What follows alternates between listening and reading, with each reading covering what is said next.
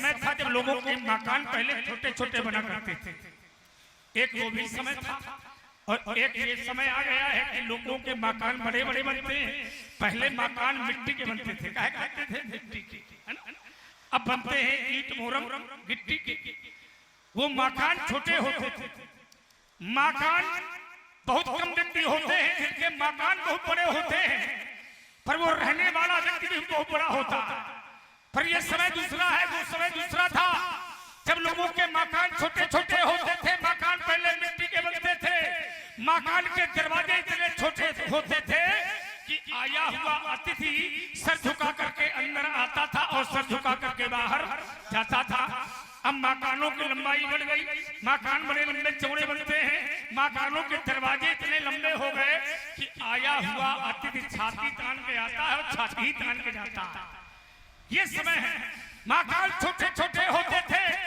एक तुलसी का पौधा होता था दरवाजे पर, एक गाय बंधी होती थी, बाहर लिखा रहता था राम राम सुस्वागतम। वो समय बदल गया, अब लोगों के मकानों की लंबाई बढ़ गई, मकान बड़े लंबे चौड़े होते हैं, बड़े चमकदार होते हैं। अब तुलसी का पौधा दरवाजे पर नहीं होता, अब गाय दरवाजे पर नहीं होती है, अब कोई सुस्वागतम नहीं लिखना चाहता, राम राम नहीं लिखना चाहता। अब जिसे देखो वही लिखता है कुत्तों से सावधान है। अब ये नहीं समझ में आता कि मकान में कुत्ते रहते हैं कि मनुष्य रहता है।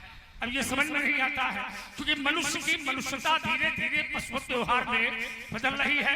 इस समय मनुष्य जो है वो पशुवत व्यवहार ज्यादा अपना रहा है। एक समय था जब लोग बैठ करके भोजन करते थे, है ना। अब लोग खड़े खड़े भोजन करते थे। क्यों?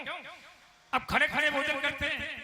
पहले लोग बैठ करके भोजन करते थे, बैठ करके भोजन करते थे, बैठ करके सम्मान पाना चाहते थे, लेकिन अब खड़े खड़े ही उनको आनंद आता है ना। तो अर्थात यही है पशुवत, अर्थात मनुष्य की मनुष्यता जो है वो पशुवत व्यवहार में बदल गई है।